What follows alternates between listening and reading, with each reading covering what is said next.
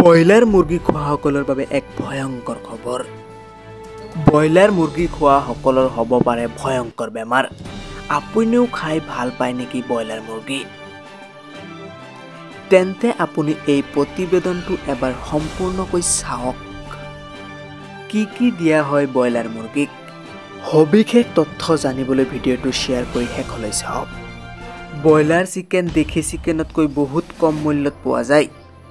স্বাস্থ্য বিশেষজ্ঞৰ মতে ব্ৰইলাৰ চিকেন খোৱাৰ পৰা বিৰত থাকিব লাগে, কাৰণ হাঁহ কুকুৰাক বেজীৰ জৰিয়তে উন্নত কৰা হয়। কেতিয়াবা ইয়াত থকা বেক্টেৰিয়াই আমাক অসুস্থ কৰি তুলিব পাৰে।